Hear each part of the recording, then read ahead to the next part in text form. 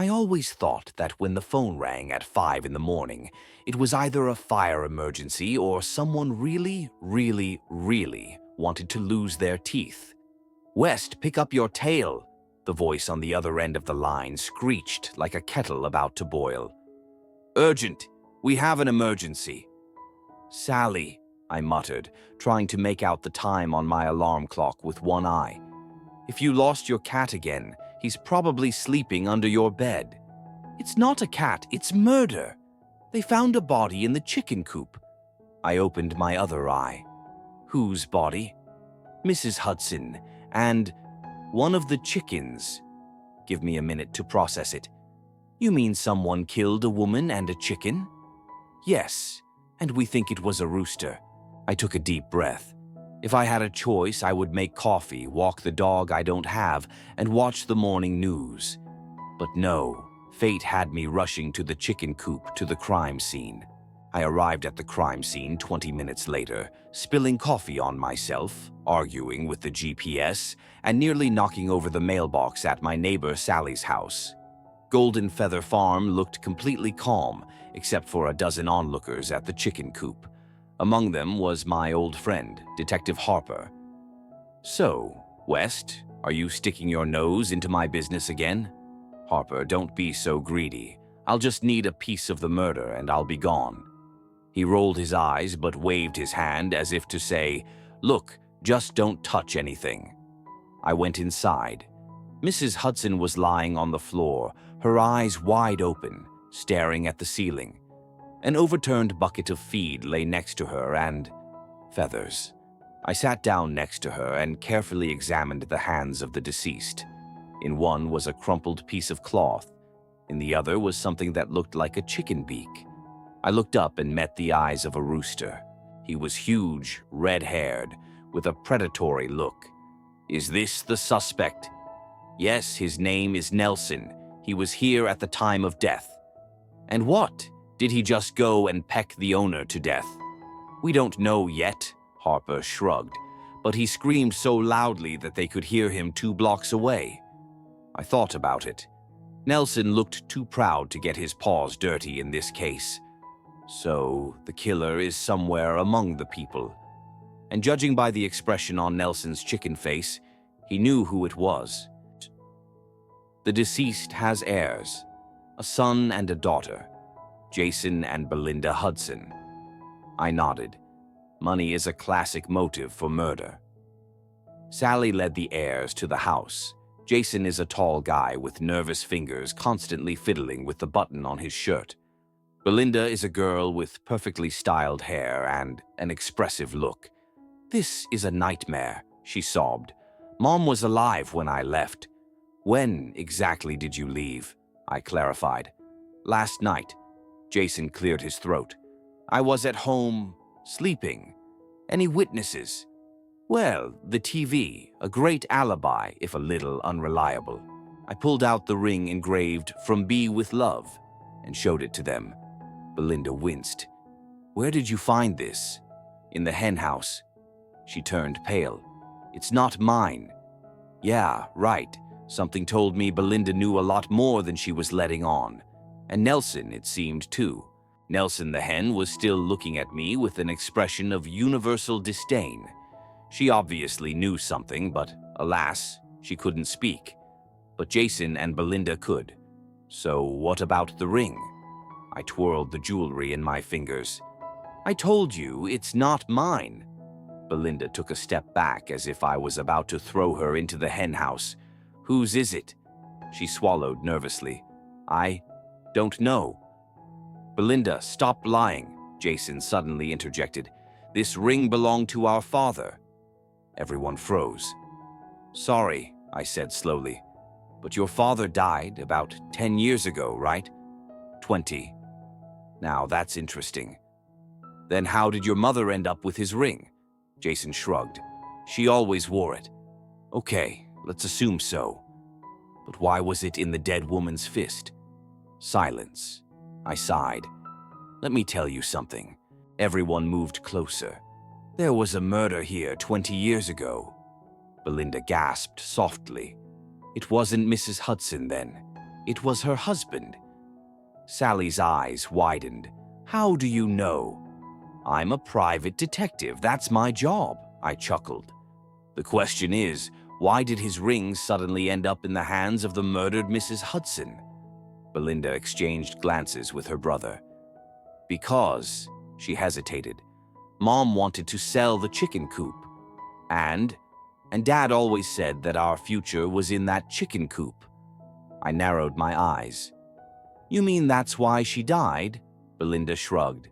I don't know, but Mom's been acting strange lately. She said she saw him. Who? Dad. Wonderful. Now we have a ghost, a dead man's ring, and a chicken that clearly knows more than it's telling. And I've got another idea. I decided to pay a visit to the police archive. An old balding officer who smelled like 3 cups of coffee mixed with cutlets looked up at me with dull eyes. West? What again? The Hudson case, 20 years ago. He grunted but reached into the drawer. 5 minutes later, a thin folder lay in front of me. I opened it. George Hudson died of a heart attack in a chicken coop. Aged 45. Cause of death. Natural. Something told me that natural was an exaggeration. I looked further. Last words. You are cursed. Who was he cursing? Perhaps his wife, or... I quickly closed the folder. I need to talk to Belinda. But when I returned to the Hudson house, Belinda was gone. Belinda had disappeared, leaving behind only a half-drunk cup of tea and an open window. I walked around the house. The car keys were still there. The phone was lying on the kitchen table. So either she had been taken by force, or she had escaped on her own. I looked at the window.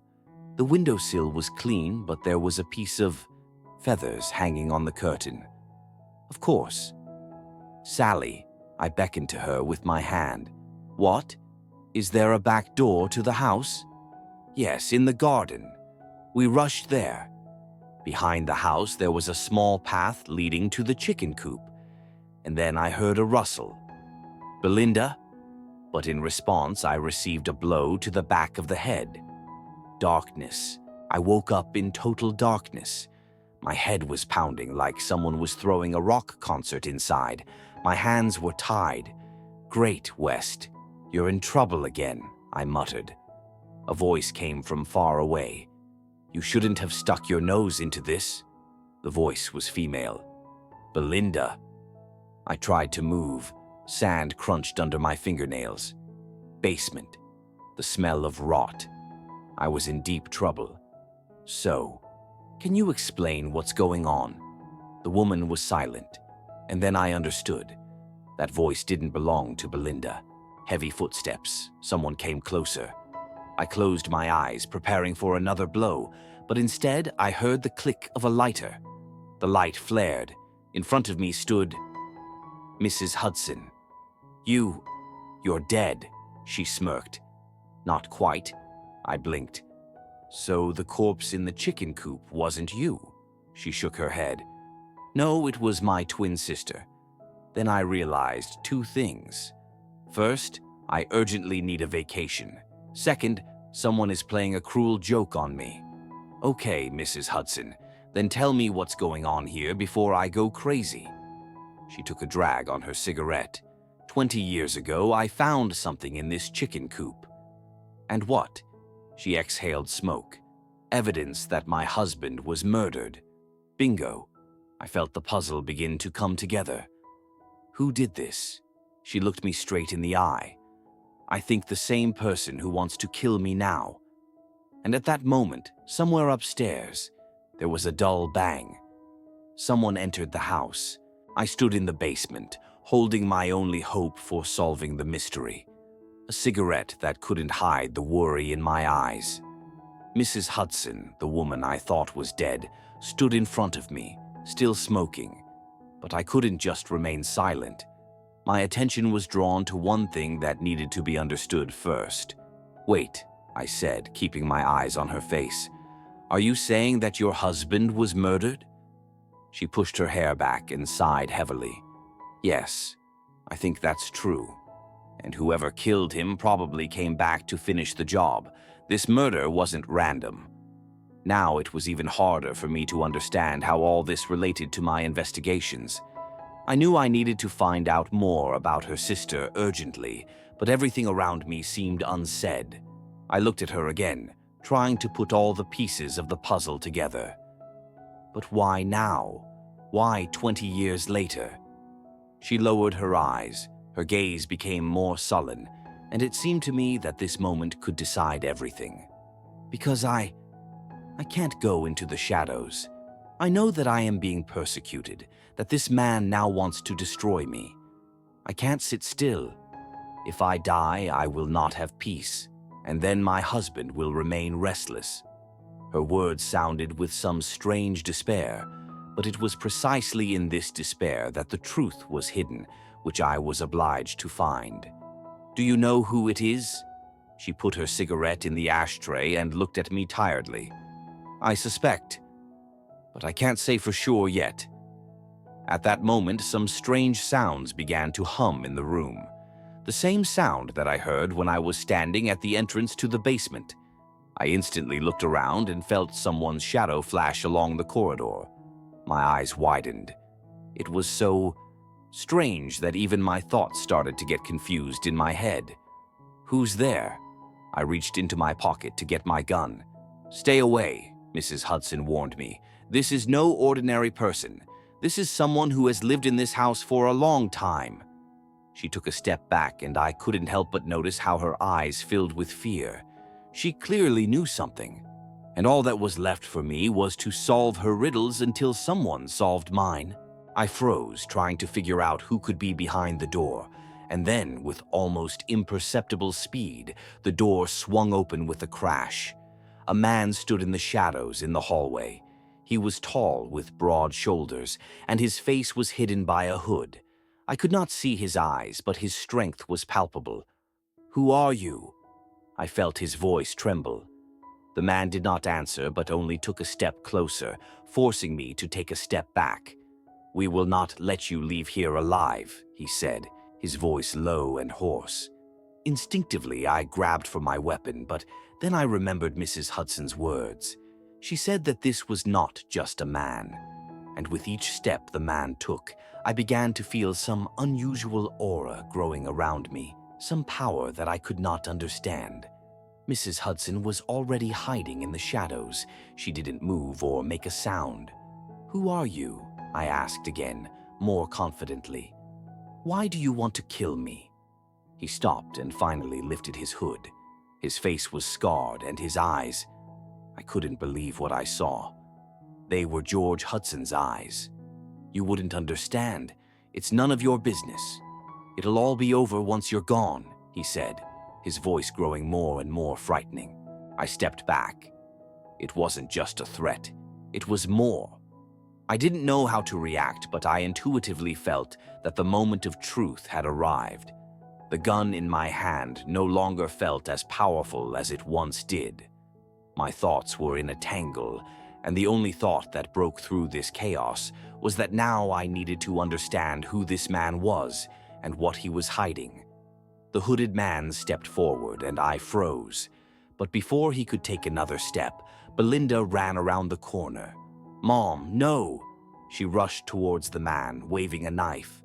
The whole scene looked like something out of a horror movie. I managed to grab her hand, preventing her from cutting the stranger. "Belinda, stop! It's not what you think." But she still tried to push me away. "He was killed, Cody. I saw him die."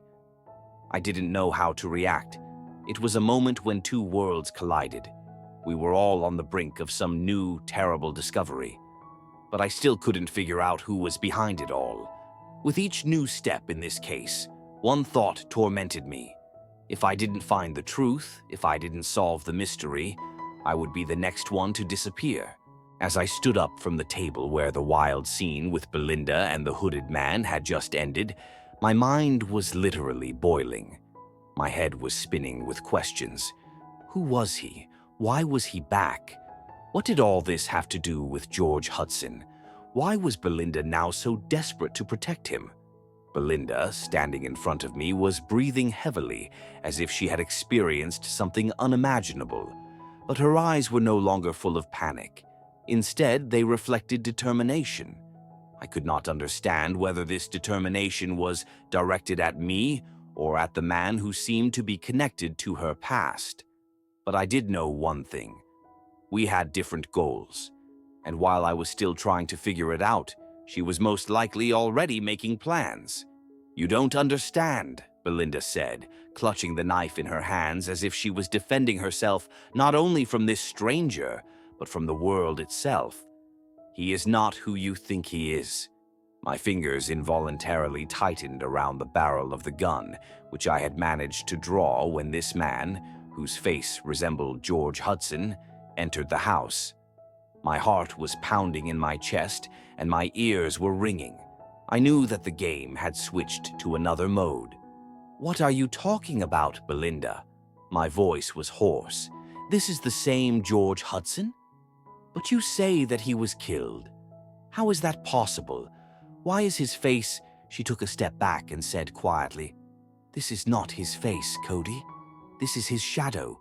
He was like a shadow, and now he has returned to finish what he started. What you saw was not a murder, but a conclusion. He was dead as he was, only his spirit now exists in this body." I shuddered. I could not understand what she was trying to explain to me. George Hudson's spirit returned in another body. It was unbelievable. It was impossible. "You mean he's dead, but alive?" I tried to make sense of her words. Belinda took another step back, breathing heavily, and now her eyes were full of something I couldn't identify. It wasn't fear. It wasn't an empty threat. It was a certainty that I couldn't avoid what was about to happen. "Yes, you heard that right. He's in another person's body, but he's still alive. I mean, not quite alive. Everything you see is just a shell." I wanted to scream. It all sounded like a strange nightmare that I couldn't understand. But with every word she said, one thing became clear. I was in the very center of something big and unimaginable. Belinda was part of this world, but was she a victim, or was she playing some hidden game herself? "But why would he come back?" I asked, unable to keep my voice from shaking. "Why did he come here? What does he want?" She looked at me as if I were the stupidest person in the world. "He came to take what was his. He came back for revenge, and you'll be next if you don't stop him. You don't understand, Cody, that I've been trying to get away from him for years. He's not just a killer, he's a monster." I felt a cold breath of anger squeeze my lungs. If that was true, then I really was in the middle of something I didn't know how to handle. I tried to exhale and felt my hands shaking. But that wasn't the point. All I needed was a way to get out of this alive. "But what now? How can we defeat him if he's already dead?" I asked, almost losing my patience. Belinda was silent for a few seconds, and then her gaze became cold and determined. "The only way is to find out what he wants to take. And once you understand that, you can stop him. You can't keep exploring like you did, Cody. You'll be part of a game that could turn around at any moment.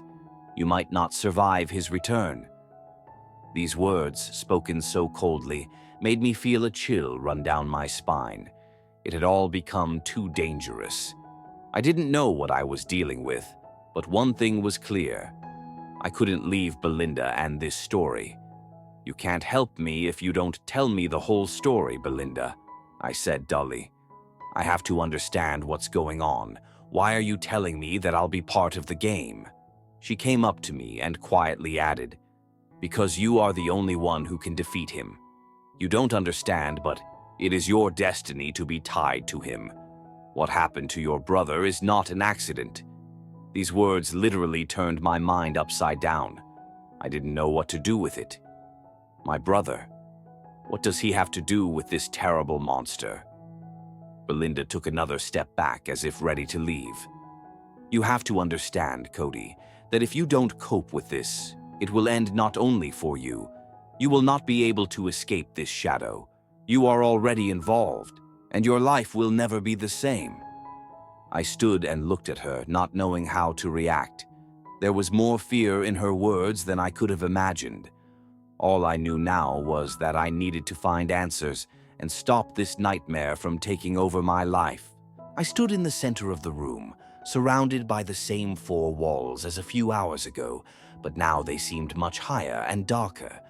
Belinda was gone, and despite her words, I had the feeling that I was alone in this world, under the thick shadow of a threat that even she could not cope with. My thoughts were occupied with only one thing. What kind of shadow is this? Why is it coming back? What does it want? I remembered Belinda saying that this shadow is not just a dead person, but something more that inhabits the body of another. I picked up my phone again, but immediately realized that my searches on the internet would not give me any answers. Shadow, not alive, avenger. All this did not fit in my head. But there was one thing. I was trapped. One thought was nagging at me. If Belinda was right and this man, if he was a man at all, was connected to my brother, I just had to know more. I couldn't afford to be a victim. I stood up and headed for the door. It was a cold evening outside, but I was determined. It was time to figure out what was going on. My brother. I never thought his disappearance could be connected to something so terrible. If Belinda was right, I was on the verge of a discovery that could destroy everything I knew. I stepped outside and immediately noticed a silhouette on the corner. Someone was standing in the shadows of the trees, and his figure was so clear that it seemed he was waiting for me. I froze in place and looked at the figure. It was tall, with a hood hiding its face. "Hello, Cody. You're looking for answers, right?" The voice was familiar but alien at the same time. There was no emotion in it, only calm. I stopped in my tracks, trying to see who it was. The voice, it sounded almost like George Hudson's, but I knew it couldn't be. He was dead, or should be dead. It couldn't be him. "Who are you?" I asked, not hiding my wariness. "You know something, don't you?" The figure took a step forward and I saw a face. It wasn't George's face. It was a completely different person with sharp features, piercing eyes, and a hard gaze. He looked like a man who had survived 1,000 battles, but was still alive. "You know who I am, Cody," the man replied, "and you know what to do to stop him too." I felt the adrenaline rush through me.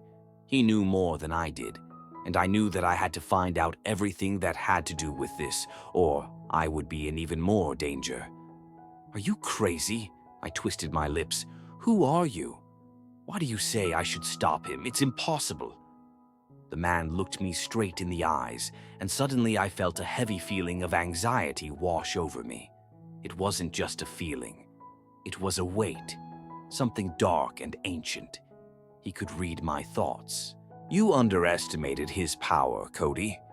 His voice softened slightly, but it was still as cold as ice. "And this isn't just a vigilante. You're in on something bigger than you can even imagine." I looked at him, unable to move. He clearly knew something important. But what? And how could I believe it? "What do you want from me?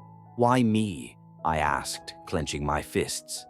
He was silent, but I could see how his eyes were almost reading me, unraveling my thoughts. He knew me, knew that I was trying to understand what was happening, but I wasn't ready yet.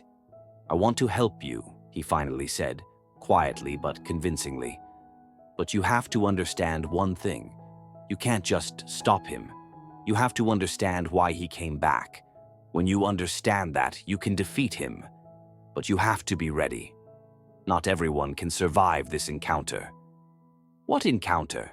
I asked, but did not have time to receive an answer. And then I felt something heavy descending in the air. We both turned, and from the very place where the trees had stood a few minutes ago, several more figures appeared in the shadows. There were more of them. They moved quickly and confidently, hiding in the night like real shadows. The man turned to me, his face became serious. "This is the beginning." He said it as if he was talking about something inevitable. We don't have much time. Move, and move quickly." I couldn't say anything. I just followed him, feeling how the shadow hidden in the night began to shrink around us. I had been cannon fodder in this fight, but now it seemed like I had a chance to understand what was really going on, and I was ready to find out. We walked quickly down the deserted street, ignoring the shadows stretching across the sidewalk from the occasional street lamp. I still couldn't understand what was happening, but I knew that if I didn't follow this man, I would soon find myself even more trapped. It was like an escape in which I barely realized I was escaping at all. My brain continued to work on autopilot, trying to put all the pieces of the puzzle together, but it seemed that key links were missing. "Are you sure I'm ready?" I couldn't resist and spoke again. "You said that I should understand him, but how?" The man walking next to me turned his head and grinned. His eyes sparkled in the dim light, but there was something inhuman, almost devilish in this light. "You want to understand? Then follow me." His words sounded like a sentence. "I warned you. This shadow is not just the return of the dead. This is a more dangerous game." I tried to focus on his words, but the feeling that we were in some game I was not familiar with was getting stronger. He stopped at the door of one of the buildings and was silent for a moment. We both listened intently. A quiet noise, like a whisper, came from inside. "It's here," he said, opening the door. We were met by darkness. We entered the room, and I immediately felt a strange tension in the air. Something was not as it should be. I looked around, trying to make out details. The room we found ourselves in was old, with high ceilings and doors that seemed to hide something terrible. There was a smell of dust and something metallic. "Don't you think this world is too small for the likes of us?" His voice sounded like thunder that suddenly hit my ear. I felt a chill run down my spine. Someone or something was nearby. "I don't understand anything," I blurted out. "What do you want from me? Who are we looking for? The shadow? Or is this just some bullshit to scare me?" The man chuckled again. He began to move deeper into the building, and I followed him. We went down to the basement, where it was dark and damp. It smelled of dampness and something old, like in forgotten abandoned places. "You understand that you are not alone, right?" he asked without turning around. "The shadow leaves no trace for ordinary people, but you are not like everyone else. You can't just leave like that." I stepped further, despite the fear. There was something sinister in this basement, and my instincts told me that the sooner I figured it out, the better for me. Suddenly, silence hung in the air. The man stopped, and I saw his hand reach for the metal door. He opened it, and another corridor appeared before us, leading deeper. A dim light was burning at the end. "Are you ready to meet him?" he asked, his voice almost casual. "Who?" I tried to understand what he was talking about, but my head was full of questions. He didn't answer, just turned and walked forward. I followed him. With every step I felt something coming closer, something dark and scary. We came to the last door, and when he opened it, there was a round table in front of us, with a man sitting behind it. He was old, with long gray hair, and his eyes sparkled with a bright fire. "I knew you would come," the man said, his voice quiet, but there was a threat in it. "You know too much, Cody. Are you ready to find out what shadow lurks behind all this?" I felt my chest tighten. I didn't want to know the answer, but I couldn't turn back. "I'm not afraid," I said, although I knew perfectly well that at that moment I was more afraid than ever. The man at the table stood up and slowly approached me. He looked like someone who had been hiding in the shadows for years, watching everything that was happening. "You are ready, but remember, some answers can destroy you," he said, approaching. "The shadow does not forgive." At that moment, I realized that I had no right to retreat. I had to find out the truth, even if it cost me my life. I stood before this old man, his eyes like two lights sparkling in the darkness, watching me as if he was waiting for something. My heart was pounding, as if I was on the threshold of something huge, something that was impossible to escape. "Do you want to understand what this shadow hides?" he asked, and his voice was so quiet that it seemed almost unnatural. "Or are you just playing a game with fate?" I took a step forward, not looking away. Everything inside me said that if I did not continue, I would never know the truth. But what would happen next? Where was the line between truth and self-deception? Because I was sure that behind all this, there was something much more than just abandoned buildings and shadows in basements. "I'm not playing," I answered, trying to hide the confusion in my voice. "I came here to understand what's going on." The man, whose hair was white and whose skin was wrinkled like old parchment, shook his head as if he knew what I was going to say, as if he was prepared for the answer. "Understanding is a terrible thing, Cody," he said, his lips twitching slightly with amusement. "There are things in this world that are better left unsaid, especially if you came here by choice." I couldn't just turn around and leave. Not after everything that had happened. I needed to know the truth, even if it came out in the most horrible way. "I'm ready," I said with determination. He looked at me and a shadow crossed his face, as if the shadow itself had found a home. He held out his hand and in it was something strange. A small black stone, its edges glittering as if it were absorbing light. "It's a symbol," he said, handing the stone to me. "This stone is connected to the past, and it will open doors for you that would be better left unopened." I took the stone in my hand and immediately felt a shiver run through my body. It was like an electric charge, only instead of pain there was a strange, cold emptiness. It felt like I was holding in my hands not just a stone, but the very soul of this place. "You have to understand, Cody, that the shadow does not stand idle in the corner," the old man continued, his eyes still watching me. "It waits, and it leaves no trace. You don't want to become part of it, do you?" I squeezed the stone in my hand, trying not to show my fear. Everything inside me continued to swirl like a storm, but I knew that I could not give in. I could not retreat. "I don't know what you mean." I tried to make my voice firm, although in reality I wanted to run from this place.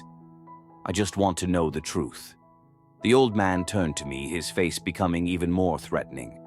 "Then you will have it, and you will pay for it."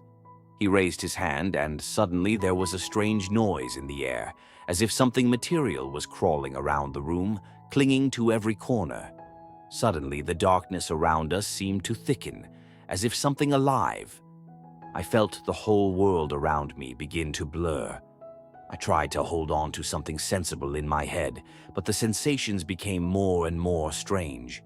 I didn't know what was happening, but I felt myself literally being swallowed up by this darkness, this shadow.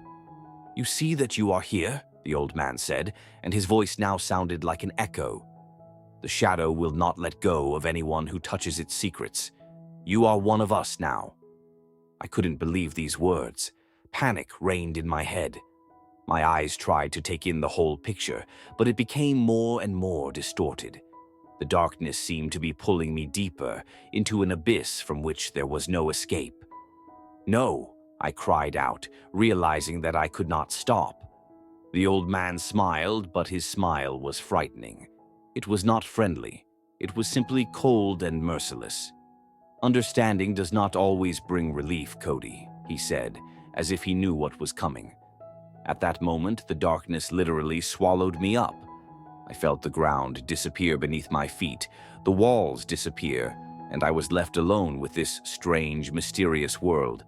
I could not move, but I knew that if I did not solve this problem, I would remain here forever. Everything inside me screamed, demanding an answer. But where to look if the shadow did not give clues? I stood in this darkness, barely feeling anything except the shadow that filled the space around me. My heart was pounding, as if I was in some kind of nightmare. All I knew was that I couldn't just give up. I couldn't let this world swallow me up. But what to do next? Suddenly, a small, barely visible strip of light appeared in front of me. It was like a tunnel, but this light was somehow unearthly, not what I was used to. I took a step forward and immediately felt how the walls around me began to change. I noticed that they were not just walls, but something alive. They literally moved, as if they had a will of their own. The shadow, in fact, did not leave me. It was as if I was a part of it, its continuation. And the most terrible thing is that it began to seem to me that I was this shadow, that all this is my own consciousness. But I had to be strong. I couldn't just be part of something endless and dark. I knew I had to get out of here. "You want to get out?" said a voice that came from somewhere deep inside. It was the same old man, but now his voice sounded like an echo, as if he were in different places at once. "I want to know what's hidden here," I shouted, trying to hold on to some kind of consciousness. "What kind of power controls this world?" Laughter, as if the shadow itself heard me, rang out in response. I felt a chill pass through my body like an icy veil. "Power," said the old man, appearing in front of me from the darkness. He looked almost like a mirage, elusive and unsteady. "The power here is not yours, not mine, but the one who hides his secrets in this shadow." A shadow is not just empty space. It is not just air. It is the truth. I was on the verge of despair. He spoke in riddles, and I was losing control of the situation more and more. I remembered the moment when I first picked up that black stone, how it cut into my palm and made me feel like I was in control. But what did truth mean to this man? And what was I supposed to do with it all? "You know what's behind the shadows, but you're not prepared for what you're about to see," the old man continued, his eyes blazing with such fury that I felt fear creeping up on me again. He took a step closer to me, and I noticed that his hands were black as coal. They weren't human. They were something else. I took a step back, but he was faster, and his hand touched my shoulder. "You can't run, Cody. You're too deep already. We're all here, in the shadows." I didn't know how to react. Everything in my head screamed that I should fight, but what could I do to fight it? Nothing. I'm only human. But it seemed to me that at that moment the old man was something more than human. "Who are you?" I asked, trying to find out at least something. The old man laughed. It was a laugh that did not cause joy, but on the contrary, made you feel like you were losing the ground under your feet. "Who am I?" he asked again, hunching his shoulders and smiling. "I am part of the shadow. I am the one who holds it in my hands. But it doesn't matter. The shadow will always be there. You can't throw it off. You belong to it." I felt fear seize me, but I couldn't retreat. Everything that was happening was too strange, too dangerous. This couldn't be real. Suddenly, I remembered how from the first moment I encountered this shadow, it seemed to me that I was losing control. I closed my eyes again, hoping that this nightmare would disappear, but instead, its dark silhouettes only grew stronger. "Do you understand, Cody, that your path in this world is a path to nowhere? You could have changed everything, but you decided to go this road, and now you are with us. This is not an easy game, not an easy test." The shadows began to absorb me with each passing second, and I felt how they were sucking the strength out of me, as if I was becoming a part of them, and not just a witness.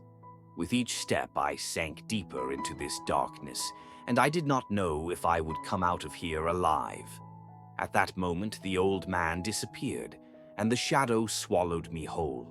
I didn't remember how I had gotten to this place, but it certainly wasn't the reality I knew.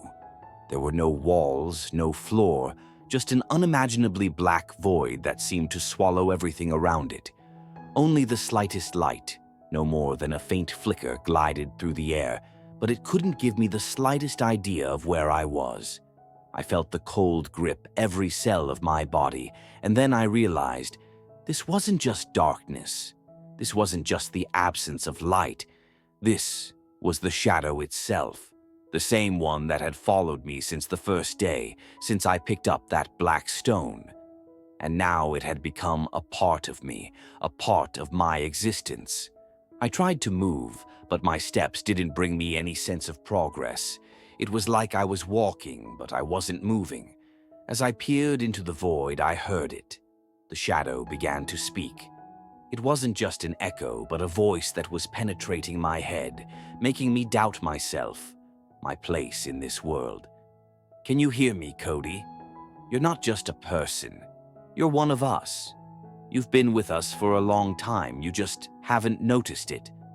The voice was familiar, but at the same time alien. It sounded like an old man, the same one who spoke to me before, but now his words became viscous and cruel. He wasn't just next to me. He was inside me. I felt his words penetrating my consciousness, filling it. "You would be great if you let yourself go. The shadow is a force. You could become part of it. You could become everything." My heart began to beat faster. I heard these words, but I couldn't understand what they meant. What did it mean to become part of the shadow? And what kind of power was hidden in this emptiness that could not give me even a second of peace? "You're scaring me," I said, trying to find words to counter this horror. I didn't know if it was real or just my mind playing tricks on me. The shadow didn't answer right away. As if searching for the right words, it finally said, "You chose this path, Cody. You can't run. You've already found yourself here. You've already seen more than you should. You're ours. And you can't change your fate." I stood rooted to the spot. Time and space ceased to exist for me. I tried to figure out what this place was. Why did it feel so familiar? Where am I? Who have I become? And why did these questions sound like they had been answered before I even came here? The light in front of me suddenly flared brightly, and I instinctively closed my eyes, shielding myself from the blinding light. When I opened them again, I was in a different place. A place full of fog and mist. There were only silhouettes everywhere, silhouettes of people, people who didn't move. They stood like statues, frozen in a monotonous pose.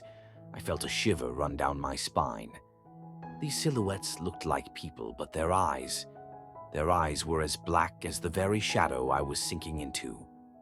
I took a step forward, and at that moment one of the silhouettes opened its eyes. Or rather, its eyes didn't just open, but seemed to cut through the darkness. Dark as the abyss itself, they pulled me out of my dormant confidence and made me feel completely vulnerable. "You're not alone here, Cody," said a voice that wasn't just words, but the very thoughts filling my head. It came from the silhouette whose eyes were full of darkness. I froze. It was hard to breathe. These words sounded like a sentence, like the last step on a path from which there is no return. "This place," the silhouette continued, "it belongs not to those who are here, but to those who enter here. We watch, we wait, and now you, Cody, will watch with us." I tried to say something, but my voice was gone. In this place, in this strange world, my words, my thoughts, everything I had ever known began to dissolve in this shadow. I was not just an observer. I was part of it, part of the shadow. And now I did not know what was reality and what was a trick of the mind. I stood there, completely absorbed in this world, this nightmare. The eyes of those silhouettes, which now seemed almost alive to me, did not let me go. I tried to take a step, but my legs did not obey. At that moment, I realized that this place was not just a mind game. You can't just move here, you can't just act. This place, these entities, they manipulated not only my thoughts, but also my body. "You don't understand," said a voice behind me. I turned around but saw nothing but impenetrable darkness. "The shadow does not give freedom. It takes it away." The words sounded as if they were not just my thoughts. I began to feel myself a part of something larger than I could comprehend. This shadow was not just some symbol. It was alive, intelligent, and it seemed to be absorbing me more and more. The shadows around me began to move, like hunters waiting for the moment to pounce. Everything became unreal, blurry, and I began to understand my fight for survival was futile. I myself was becoming part of this shadow. It penetrated my actions, my thoughts, and I could no longer distinguish where I ended and it began. "You have already become ours," the voice sounded again, this time right in my head. I tried to resist, but it was impossible. I had already begun to change, and every resistance only made the process worse. At that moment, I realized that I needed to do more than just fight. I needed to break free. I tried to remember how I ended up here, how much had happened. Where was I before this shadow swallowed me? The power of this place was so great that my memory was becoming more and more blurry. But there was one thing I clearly remembered: the stone, that black stone with which it all began. He was the key, but how to use it, how to get rid of this shadow. I felt like everything around me was starting to squeeze, like reality itself was collapsing. My thoughts began to get confused, but at some point I realized that the key was not in resistance. It was in acceptance. The idea that seemed impossible to me was becoming more and more obvious. I closed my eyes and inhaled. It was hard, but I needed to focus. I opened my eyes, and suddenly I felt a stream of energy crashing down on me. A strange sound was heard in my head, as if someone had given up, and then something inside me responded. "You can take everything back," the voice whispered. But this voice sounded completely different now. It was calm and even a little gentle. It was not a shadow, not a force trying to take over me. It was me, myself, taking back control. And at that moment I realized that in order to win, I needed to accept everything I had experienced. Not deny, not run away, but simply accept and learn to control. I could not get rid of the shadow, no matter how much I wanted to, but I could be its master, not its slave. The shadows began to retreat, dissolving into thin air. And finally I stood on my feet again, feeling the ground beneath me become solid. But the shadow was still with me. It had not disappeared.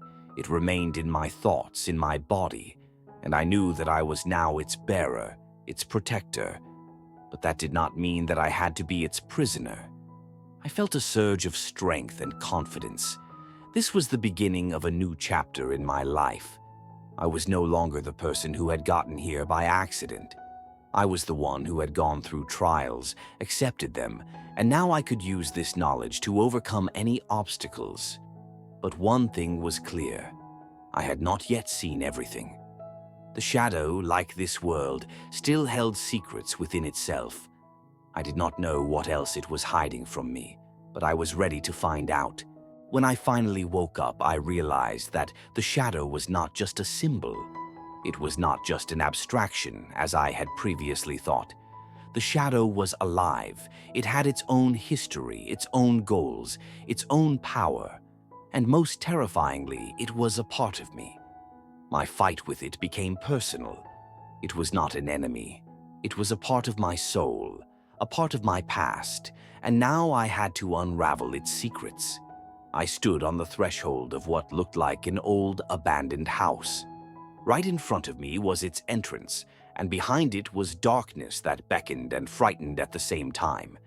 It was here, according to rumors, that the very black stone was hidden, with which it all began. The stone that could free me from this nightmare, the stone that has now become almost like a personal mission for me. But then it became clear to me. I was not just looking for a stone. I was looking for answers. Answers to questions that the shadow had been keeping to itself all this time. And I knew that I couldn't leave this place until I found the answers. A few minutes passed, but the doors didn't open in front of me. I remembered that here, in this house, everything was connected to my childhood. I had been here once, in another time, in another context. This shadow, this house, everything was part of that same mysterious story that was now distorting my perception of reality. I stepped inside. It was so dark inside that it seemed like the entire space was absorbing the light. I moved slowly, listening to every sound. It was truly creepy here. The silence was thick, like the darkness that surrounded me. I knew that something was hiding behind every wall. My steps seemed to sound too loud in this place, but I couldn't go back. I couldn't leave this place without an answer. Suddenly, I heard a sound like a tree creaking. It could have been the wind, but I felt like someone was watching me. I stopped and listened, trying to hear something else. And that's when I noticed how the shadow suddenly came to life. It began to move, hiding in the dark corners, smoothly, as if waiting for me to take the next step. "You're here for a reason, Cody," a familiar voice said. The voice was quiet, barely audible, but I knew who it was. It was her, the same shadow that had been stalking me. I tried to answer, but the words did not come. Instead, I felt everything around me shrink. The power of this place was so strong that I could feel it on my skin, as if it was trying to pull me in. But I was not one to give in. I could not allow myself to become part of this nightmare. At some point, I noticed how the shadow began to form into a human figure. It was strange. I seemed to see her face, a face that was familiar to me. It was the face of an old friend, a man I had known since childhood. But how could this be? This man was dead. I had buried him many years ago, and now he stood before me. But he was different. "You have come to meet what is hidden within you," he said. His voice sounded with deep regret, and at the same time, something dark lurked within it. I felt a chill run through my body. What did this all mean? Why should I meet this?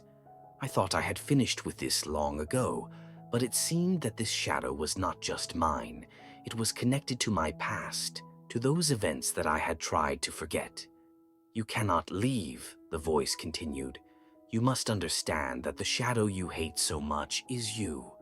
You created it yourself." My hands began to tremble. It was terrible, but now I knew what I had to do. I couldn't just run away. I couldn't hide in the darkness. I had to accept my shadow, understand why it existed, and what I had to do with it. I took a step forward, and suddenly the shadow in front of me dissolved. In its place stood a stone, a black, ancient stone that I had been looking for. My hands involuntarily reached out to it. I felt its coldness penetrate my body. In that moment, it seemed to me that the whole world froze. Everything around me disappeared, and I was left alone with this stone and the shadow, which could no longer haunt me. But even then, I knew that this was not the end. I had found the stone, but I still didn't understand what to do with it. And perhaps this stone was not what I needed to find at all. Perhaps it was just the beginning. The shadow I encountered in that dark house was not just some abstraction, but the embodiment of my own fears and shortcomings. The stone I held in my hands was not just a magical artifact, but a symbol of my choice. I knew that every step I took would have consequences. This was the moment of truth, and I was facing the most difficult choice in my life. When I took this black stone in my hands, the world around me disappeared. I found myself in a void where there was no time, no space. I felt no pain, no fatigue, only emptiness and this stone, which was now a part of me. Suddenly, I realized that not only I had to make a choice, but also the stone itself, as if it was waiting for my decision. And if I don't choose, what will happen? At some point, I became scared because I didn't know what exactly it was expecting from me. "What do you want from me?" I asked out loud, feeling the air in my chest tighten. There was no sound, no movement in response, just silence so thick and intense that it pierced me through and through. I looked at the stone and felt it grow cold in my hands. The cold was unbearable. It seemed to penetrate into the very core, making me freeze from the inside. "Make a choice, Cody, otherwise you will stay here forever." The same voice I had heard in the darkness rang out. It was familiar and strange at the same time.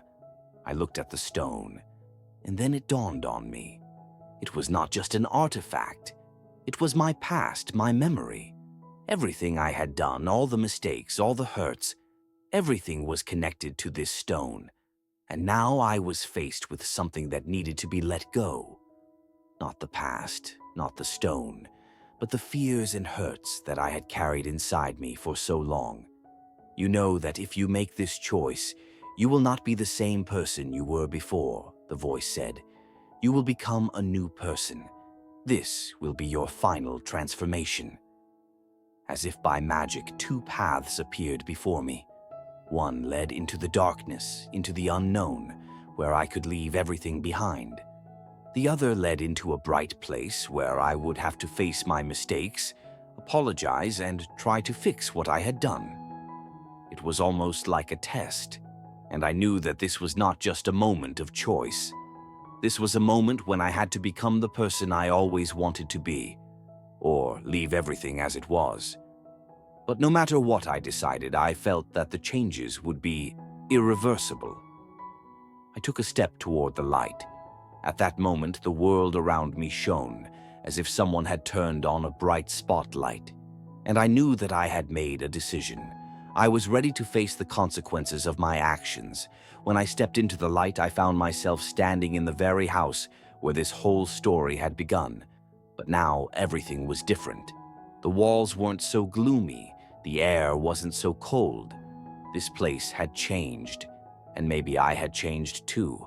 I walked toward one of the rooms, knowing that I would meet those I had once lost there. In that room, I found photographs, old photographs of me, and each of them was of someone I had once loved. My parents, my friends, the same person whose face I had seen in the shadows. These were the people I had tried to forget, to run away from, but now they were part of my life again. Suddenly, I heard footsteps behind me. I turned around and saw an old woman standing in the doorway. She looked like my grandmother, but with each passing year, she became more and more real. "You made your choice, Cody," she said. "Now you must face what you left behind." I was ready. I was ready to return to the real world, ready to accept my mistakes and correct them. This wasn't just choosing a stone, it was choosing a life. I stood in this room, the walls filled with echoes of times gone by, pictures of faces long gone, fragments of memories I tried to forget, but they still came to me at night, like shadows that haunt me. And there she was, my grandmother, standing in the doorway, looking at me with such absolute certainty, as if this was all part of her plan. "Did you think you could move on from the past, Cody?" Her voice was soft, but there was a depth to it, almost like the whisper of time. "You have to face it, because it's a part of you, and you can't move on without letting it go." I thought about it. My grandmother was right.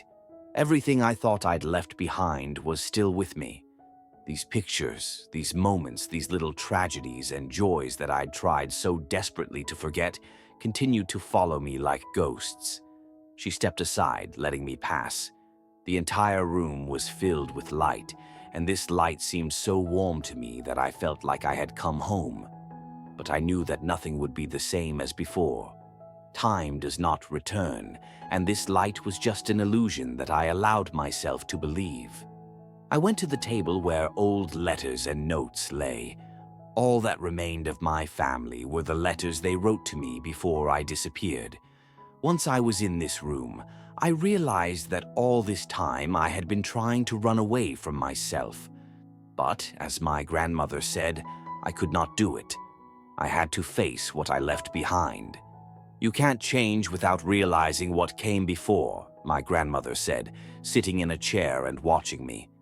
"You need to look into your past to understand who you really are."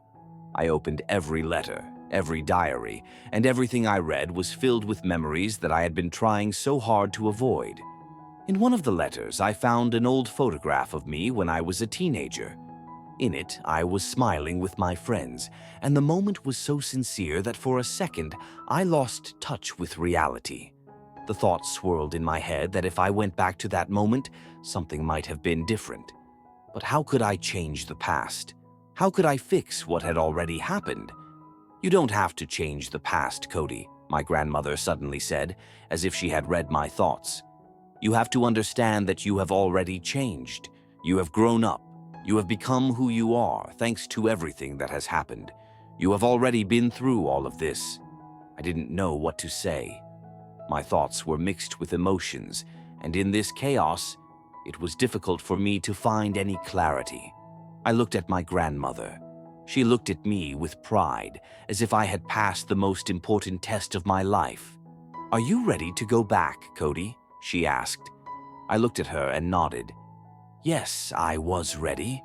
Not because I wanted to go back to the world I had left behind, but because I realized that I had to reclaim myself. My past was a part of me, and now I was ready to embrace it. With every step I took, the walls of this room became less real. I knew it was time to step outside. I opened the door and the light blinded me. I stepped through it and the world around me became real again. I was back, but a different person. I stood on the threshold of an old city that had once been home to me, but now seemed alien. The same streets, familiar shops, houses rushed past me, but all this now seemed at a distance. An untrained eye could not distinguish the old city from the new, because outwardly nothing had changed. However, I knew that the changes were invisible. With every step I took, it seemed to me that ominous shadows of the past were creeping up on me, trying to catch me. Somewhere in the distance I could hear the hum of empty houses, as if this city was not alive, but was just a memory that turned into fog.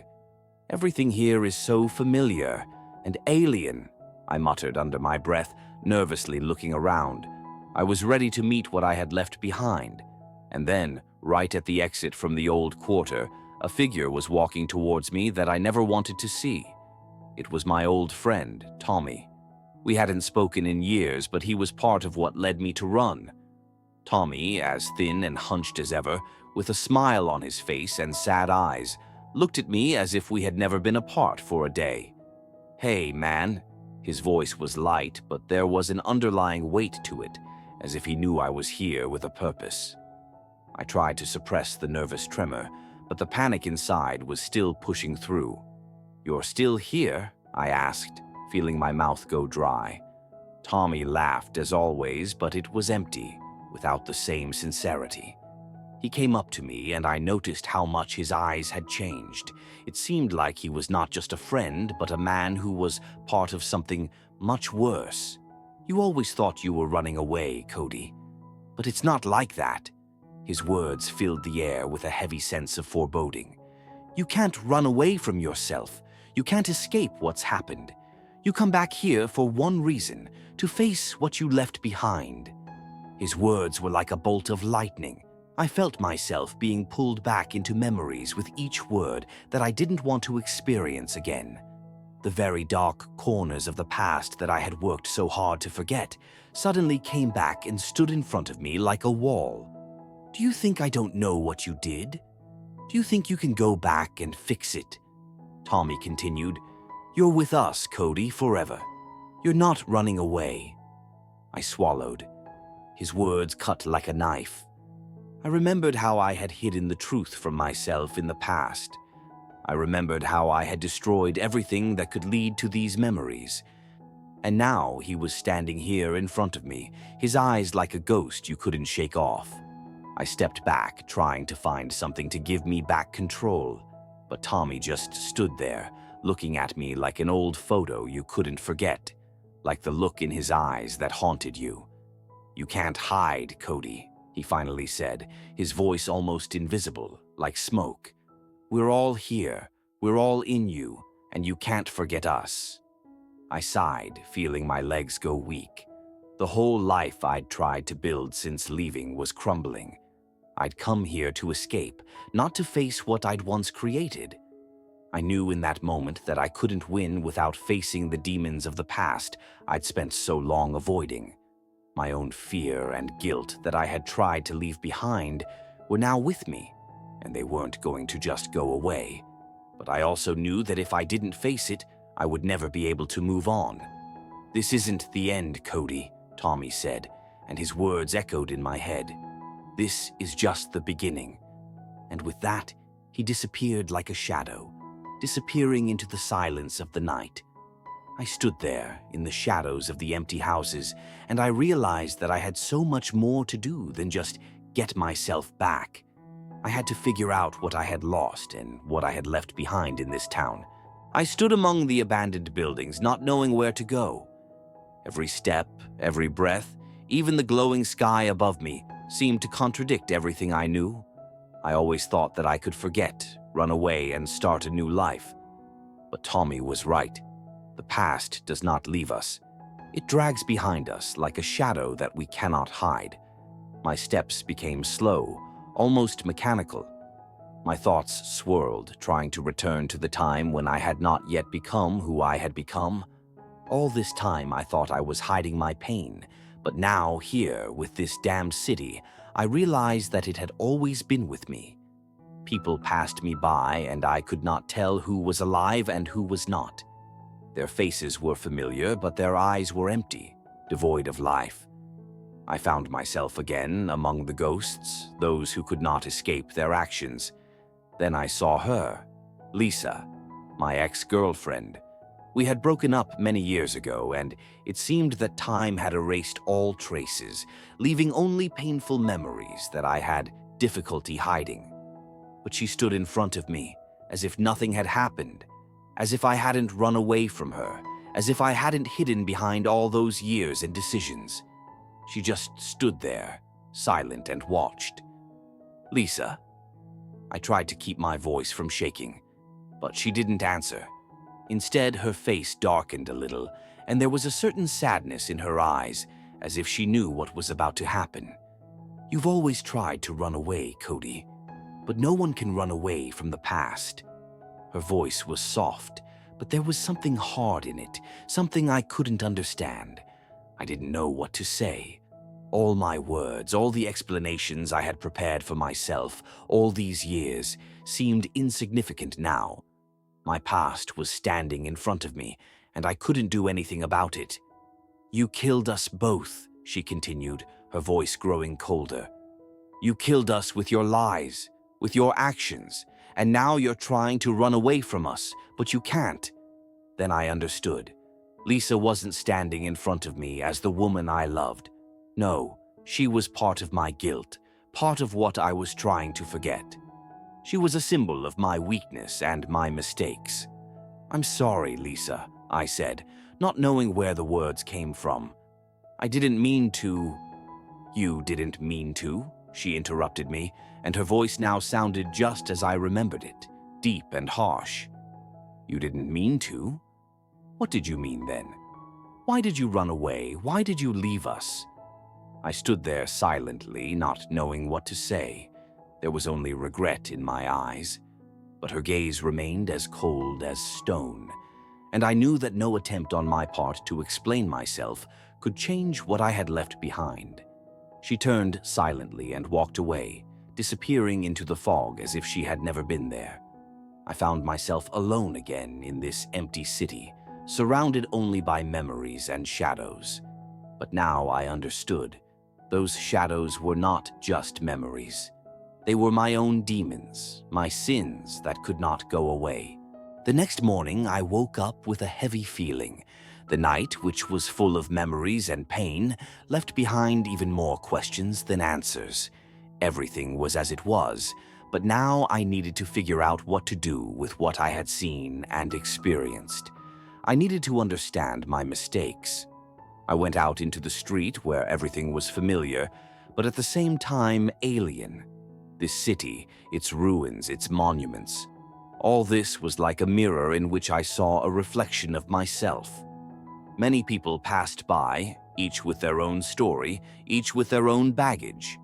But they were all like me in some way, and it became clear to me that I was not alone. My journey was not yet over. My struggle with the past was not over. And no matter how much I wanted to get rid of these memories, they would haunt me. But there was something important in this. I realized that I could not hide. I had to face them, my demons. and maybe that's when I can start a new life. I came home not knowing what was waiting for me ahead, but now I was ready to face it. Time went by and I continued to fight, fighting what I left behind. But my whole life, all my actions became an integral part of me. They are part of what makes me who I am, and maybe that's what will save me. With every step I take, I realize that the past cannot be erased.